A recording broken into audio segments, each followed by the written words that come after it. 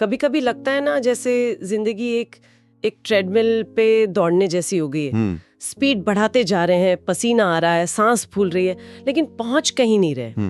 बस एक काम खत्म होता है तो दूसरा सिर पर खड़ा होता है। टू डू लिस्ट कभी खत्म ही नहीं होती है। कभी नहीं। और इस सब के बीच एक अजीब सी बेचैनी है। हम सब कुछ हासिल करना चाहते हैं, अगला प्रमोशन, बेहतर गाड़ी, लेकिन जब तक वो मिलता है हम उसका आनंद भी नहीं ले पाते, क्योंकि नजर अगली चीज पर होती है। हाँ बिल्कुल। मन हमेशा या तो कल की प्लानिंग में लगा है या परसों की चिंता में। अभी में तो हम है ही नहीं। और शायद यही आज के दौर का सबसे बड़ा पैराडॉक्स है। हमें लगता है कि और तेज दौड़ने से सुकून मिलेगा, जबकि शायद हमें बस दौड़ने का तरीका बदलना होगा। हाँ। शायद असली जवाब मंजिल में नहीं, सफर में ही छिपा है। और यहीं पर एक बहुत दिलचस्प सोच सामने आती है, जिसे कुछ लोग प्रैक्टिसिंग माइंड कहते हैं। Practising mind? ये कोई भारी भरकम फिलॉसफी नहीं है, ये बस एक नजरिया है कि असली खुशी और सफलता किसी चीज को पा लेने में नहीं, बल्कि उसे करने की प्रक्रिया में है। करने की प्रक्रिया में, ये सुनने में बहुत अच्छा लगता है पर थोड़ा मुश्किल भी। तो आज की हमारी इस बातचीत का मकसद यही है। हम इस सोच की गहराई में उतरेंगे, ये समझने की कोशिश करेंगे कि कैसे सिर्फ रिजल्ट पर फोकस करने के बजाय अगर हम प्रोसेस पर ध्यान दें तो ये हमारे काम, हमारे मन की शांति और शायद हमारे पूरे जीवन को बदल सकता है। चलिए यहीं से शुरू करते हैं। जब भी हम अभ्यास या प्रैक्टिस शब्द सुनते हैं तो दिमाग में क्या आता है? स्कूल के दिन। हाँ, मैथ्स के सवाल सॉल्व करना या क्रिकेट की नेट प्रैक्टिस। मतलब किसी चीज में परफेक्ट होने के लिए उसे बार बार दोहराना। बिल्कुल। एक जरिया। हाँ, एक जरिया मंजिल तक पहुंचने का। लेकिन जो सोर्सेस हम देख रहे हैं वो इसे बिल्कुल अलग तरह से पेश करते हैं। वो कहते हैं कि अभ्यास खुद ही एक मंजिल है। ये थोड़ा कंफ्यूजिंग है। इसका क्या मतलब है? इसका मतलब है कि हम अभ्यास के असली सार को ही भूल गए हैं। सोचिए, एक गिटारिस्ट है जो किसी कॉन्सर्ट के लिए तैयारी कर रहा है। ठीक है। वो रोज 8 घंटे प्रैक्टिस करता है, सिर्फ इसलिए ताकि स्टेज पर गलती ना हो। उसका पूरा ध्यान उस एक दिन पर है। और एक दूसरा गिटारिस्ट है जो सिर्फ इसलिए गिटार बजाता है क्योंकि उसे गिटार बजाना पसंद है। जब वो अपनी उंगलियों को तारों पर महसूस करता है, जब एक नई धुन बनती है, तो उसे उसी पल में खुशी मिलती है। अच्छा। कॉन्सर्ट तो होगा, लेकिन उसकी खुशी उस एक दिन पर निर्भर नहीं है। वो हर दिन खुश है। यही प्रैक्टिसिंग माइंड है। मतलब जब आप किसी काम को सिर्फ खत्म करने के लिए नहीं, बल्कि उस काम को करने के अनुभव के लिए करते हैं। बिल्कुल। तो वो काम बोझ नहीं रहता। वो एक तरह का ध्यान, एक मेडिटेशन बन जाता है। आपका ध्यान भविष्य की चिंता से हटकर वर्तमान के एक्शन पर आ जाता है। और ये ध्यान वर्तमान में लाना शायद यही सबसे मुश्किल काम है। हमारा मन तो एक बंदर की तरह है ना? हाँ बिल्कुल, एक डाल से दूसरी डाल। एक पल में हम सोचते हैं, अरे वो ईमेल भेजना तो भूल ही गई, और अगले ही पल, काश मैंने 5 साल पहले वो गलती ना की होती। मन कभी एक जगह टिकता ही नहीं। और हमारी ज्यादातर एनर्जी इसी मानसिक उछल कूद में खत्म हो जाती है। सही बात है। हम शारीरिक रूप से थके हों या ना हो, मानसिक रूप से हमेशा थके रहते हैं। आपने बिल्कुल सही पकड़ा। और सोर्स में इसकी एक बहुत अच्छी एनालॉजी दी गई है। इसे ऐसे समझिए जैसे आप एक छोटे पिल्ले को ट्रेनिंग दे रहे हैं। अच्छा। जब वो भाग जाता है तो आप उस पर चिल्लाते नहीं हैं, उसे सजा नहीं देते। हाँ? आप प्यार से सीटी बजाकर या उसका नाम लेकर उसे वापस बुलाते हैं। वो फिर भागेगा, आप फिर उसे प्यार से वापस बुलाएंगे, बार बार। हमारा मन भी उसी पिल्ले की तरह है। जब वो अतीत या भविष्य में भटके तो उससे लड़ना नहीं है, उसे कोसना नहीं है। हाँ, बस धीरे से प्यार से उसे वापस बुलाना है। चलो वापस यहाँ आओ। इस सोच को कंटिन्यूअस जेंटल एफर्ट कहा गया है। निरंतर कोमल प्रयास। और ये जेंटल या कोमल शब्द बहुत जरूरी है। हम अक्सर अपने मन के साथ बहुत सख्ती से पेश आते हैं, जो तनाव को और बढ़ाता है। लेकिन जब आप उसे धीरे धीरे साधना सीखते हैं तो वही मन आपका सबसे अच्छा दोस्त बन जाता है। ठीक है, तो मन को धीरे धीरे साधना है, पर सच कहूं तो ये थोड़ा मुश्किल लगता है, खासकर आज के वर्क कल्चर में। मान लीजिए मेरा एक बड़ा प्रोजेक्ट है और डेडलाइन सिर पर है। मेरा बॉस मुझसे हर दिन रिजल्ट्स मांग रहा है।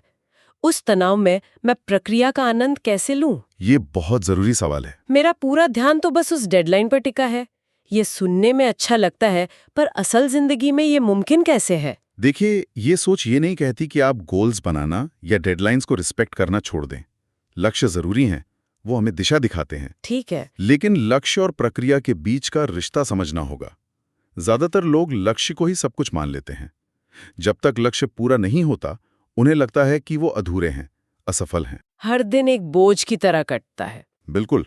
इसके बजाय प्रक्रिया पर फोकस करने का मतलब है कि आप लक्ष्य को एक दिशा सूचक की तरह देखें और अपनी पूरी ऊर्जा और ध्यान आज के काम में लगाएं। अच्छा। जब आप अपना पूरा फोकस उस रिपोर्ट को लिखने में, उस प्रेजेंटेशन को बनाने में लगाते हैं, तो दो चीजें होती हैं। एक, आपका काम बेहतर होता है क्योंकि आपका ध्यान बटा हुआ नहीं है। और दूसरा, आपका तनाव कम हो जाता है क्योंकि आप क्या होगा की चिंता करने के बजाय क्या करना है पर ध्यान दे रहे हैं। हर दिन का काम अपने आप में एक छोटी जीत बन जाता है। वाह। मंजिल तो मिलेगी ही, लेकिन आप थके हारे चिड़चिड़े होकर नहीं, बल्कि एक शांत और संतुष्ट मन के साथ वहां पहुंचेंगे। मतलब मंजिल का नजारा बदलने के बजाय सफर का नजारा बेहतर बनाना है। बिल्कुल। इसी से जुड़ा एक और शब्द है जो बहुत सुनने में आता है, माइंडफुलनेस। लोग इसे अक्सर लंबे मेडिटेशन सेशन से जोड़ते हैं, लेकिन सोर्सेज में से बहुत बहुत सरल तरीके से समझाया गया है। हाँ, माइंडफुलनेस कोई रॉकेट साइंस नहीं है। ये बस हर पल को पूरी जागरूकता के साथ जीना है। ये वही पिल्ले को वापस बुलाने की ट्रेनिंग है, लेकिन पूरे दिन। हमारे सोर्सेज में बहुत अच्छे रोजमर्रा के उदाहरण दिए हैं। जैसे जब आप सुबह की चाय या कॉफी पी रहे हैं, तो सिर्फ उसे गटक मत जाइए। उस कप की गर्माहट को अपनी हथेली पर महसूस कीजिए। उसकी महक को? हाँ, उसकी महक को महसूस कीजिए। हर घूंट के स्वाद पर ध्यान दीजिए। जब आप बर्तन धो रहे हैं, तो उसे एक बेकार काम समझकर जल्दी जल्दी खत्म करने की कोशिश मत कीजिए। पानी की ठंडक या गर्माहट को महसूस करना। एग्जैक्टली। ये छोटे छोटे पल हैं जिन्हें हम अक्सर ऑटो पायलट पर रह के गवा देते हैं। लेकिन जब हम इन पलों में पूरी तरह मौजूद रहना सीखते हैं, तो हम असल में अपने मन को वर्तमान में रहने की ट्रेनिंग दे रहे होते हैं। और धीरे धीरे जिंदगी ज्यादा जिंदा लगने लगती है। हाँ, ज्यादा चमकीली, ज्यादा जिंदा। ये सुनने में बहुत अच्छा लगता है।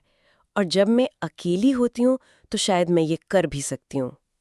पर जैसे ही मैं अपना फोन उठाती हूँ और देखती हूँ कि कोई दोस्त यूरोप में छुट्टियां मना रहा है या किसी कलीग को प्रमोशन मिल गया है, मेरा सारा माइंडफुलनेस गायब हो जाता है। तुलना। हाँ, मेरा मन सीधा तुलना करने लगता है। वो देखो कहाँ पहुंच गया और मैं यहीं की यहीं हूँ। इस स्थिति से कैसे निपटें? ये तुलना का कीड़ा तो हर अच्छी सोच को खा जाता है। और ये आज के सोशल मीडिया के दौर की सबसे बड़ी चुनौतियों में से एक है। इस पर सोर्स में एक बहुत शक्तिशाली विचार दिया गया है। क्या? सोचिए, जब हम दूसरों से तुलना करते हैं, तो हम एक ऐसा खेल खेल रहे होते हैं जिसके नियम हमने तय नहीं किए। उनकी शुरुआत कहाँ से हुई, उनके पास क्या साधन थे, सब हमसे अलग है। सही बात है। ये खेल जीतने के लिए बना ही नहीं है। इसमें हमेशा हार या जलन ही महसूस होगी। लेकिन जब आप खुद से मुकाबला करते हैं, कल के आप से, तो खेल पूरी तरह आपके हाथ में होता है। अच्छा। आप नियम बनाते हैं, आप अपनी जीत तय करते हैं। क्या मैं कल से आज 1% बेहतर हूं?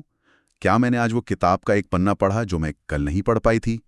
ये सिर्फ एक अच्छी सोच नहीं है, ये एक हारी हुई बाजी को जीती हुई बाजी में बदलने का तरीका है। लेकिन क्या आज की दुनिया में धीरे चलना एक विकल्प है? ऐसा नहीं लगता कि अगर हम धीरे चलेंगे तो बाकी सब हमसे आगे निकल जाएंगे? ये डर तो असली है। डर बिल्कुल असली है, लेकिन यहाँ धीरे चलने का मतलब रुकना नहीं है। एक बहुत सुंदर वाक्यांश है, धीरे चलो लेकिन रुको मत। धीरे चलो लेकिन रुको मत। हाँ, रेस खरगोश और कछुए की है। दुनिया खरगोश की तरह तेज भागने को कहती है, जो थोड़ी दूर जाकर थक जाता है या भटक जाता है। ये सोच कछुए की तरह लगातार अपनी ही रफ्तार से चलते रहने की है। आपको दुनिया से तेज भागने की जरूरत नहीं है। नहीं, आपको सिर्फ अपनी ही रफ्तार से रोज आगे बढ़ते रहना है। जब आप इस नजरिए से जीना शुरू करते हैं, तो जिंदगी में गहरी शांति आने लगती है। तब जलन नहीं होती, खुद पर भरोसा होता है। खुद पर भरोसे के रास्ते में एक और बड़ा पत्थर आता है, परफेक्शन का दबाव। परफेक्शनिज्म। हाँ, हर काम में परफेक्ट होने की कोशिश। हमें लगता है कि अगर कोई गलती हो गई या नतीजा वैसा नहीं आया जैसा सोचा था, तो सब बेकार हो गया। इस डर से तो कई बार हम काम शुरू ही नहीं कर पाते। बिल्कुल, और हमें यह समझना होगा कि परफेक्शन एक भ्रम है, एक ऐसी मंजिल जो कभी आती ही नहीं। तो फिर क्या करें? सूस समय परफेक्शन को रीडिफाइन करने को कहते हैं। असली परफेक्शन किसी काम को बिना गलती के करना नहीं है। अच्छा। असली परफेक्शन है किसी काम को पूरे दिल, पूरी ऊर्जा और पूरी उपस्थिति के साथ करना। जब आप अपने बच्चे के साथ खेल रहे हैं, तो क्या आपका ध्यान अपने फोन पर है या पूरी तरह उस खेल में है?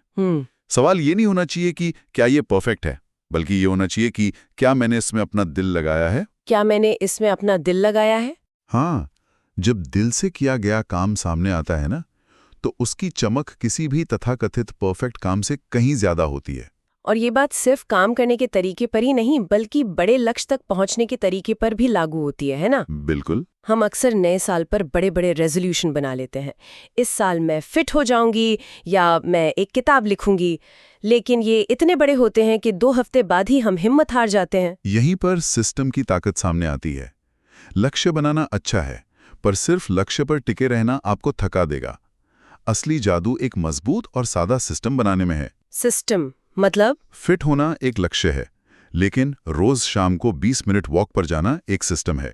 किताब लिखना एक लक्ष्य है, लेकिन रोज सुबह उठकर 300 शब्द लिखना एक सिस्टम है। छोटे करने लायक काम? बिल्कुल। सोर्स में पियानो बजाने वाले बच्चे का जो उदाहरण है वो कमाल का है। अगर कोई बच्चा हर दिन सिर्फ 15 मिनट पियानो बजाता है, तो 1 साल में वो 90 घंटे से भी ज्यादा अभ्यास कर चुका होता है। वाह, सिर्फ 15 मिनट से? हाँ, बिना किसी भारी दबाव के। यही सिस्टम की ताकत है। जब आपका फोकस सिस्टम पर होता है, तो लक्ष्य एक बाय प्रोडक्ट की तरह अपने आप हासिल हो जाता है। आप प्रक्रिया पर ध्यान देते हैं और परिणाम खुद ब खुद आपके पीछे चलने लगता है। वाह, ये तो पूरा ही नजरिया बदल देता है। ऐसा लग रहा है जैसे ये हमें जीवन को ही एक अभ्यास के रूप में देखना सिखा रही है। हर रिश्ता, हर भावना, हर चुनौती, सब कुछ धैर्य, समझ और उपस्थिति का अभ्यास करने का एक अवसर बन जाता है। आपने बिल्कुल सही सार निकाला। जीवन कोई फाइनल टेस्ट नहीं है जहां आपको पास या फेल होना है। ये एक प्रैक्टिस लैब है। हाँ, एक निरंतर चलने वाली प्रैक्टिस लैब। जब आप ट्रैफिक में फंसे हैं और आपको गुस्सा आ रहा है, तो वो धैर्य का अभ्यास करने का मौका है। जब आपसे कोई गलती हो जाती है और आप उसे स्वीकार करते हैं, तो वो विनम्रता का अभ्यास है। ये सोच जीवन से लड़ने के बजाय उसे अपनाने में मदद करती है। आप हर परिस्थिति में कुछ नया सीखते हैं, और यही आपको एक शांत, समझदार और भीतर से जुड़ा हुआ इंसान बनाता है। सच्ची सफलता बाहरी चीजों में नहीं, बल्कि उस आंतरिक शांति में है जो हर दिन को, हर पल को पूरी तरह जीने से मिलती है। तो अंत में सार यही है कि ये सिर्फ कुछ अच्छी बातें नहीं है, बल्कि ये एक जीवन पद्धति है। एक जीने का तरीका। हाँ, एक सोचने और जीने का तरीका जो हमें बाहर से नहीं, बल्कि अंदर से बदल सकता है। और बदलाव का जादू किसी बड़ी घटना में नहीं, बल्कि हमारे अपने रोज के छोटे छोटे सचेत प्रयासों में छिपा है। बिल्कुल। और शायद यही आज की बातचीत का सबसे जरूरी विचार है, जिसे श्रोता अपने साथ ले जा सकते हैं। दिन के अंत में जब हम लेटते हैं, तो हमारा मन अक्सर हिसाब किताब करने लगता है। आज क्या पाया, क्या खोया, क्या हासिल किया। हाँ, लेकिन क्या हो अगर हम सवाल बदल दें? ये पूछने के बजाय कि आज मैंने क्या हासिल किया, हम खुद से ये पूछें, आज अपने प्रयासों में मैं कितना उपस्थित था, या आज अपने किस काम में मैंने अपना दिल लगाया। बिल्कुल। शायद इन सवालों के जवाब हमें ज्यादा सच्ची खुशी और सुकून देंगे।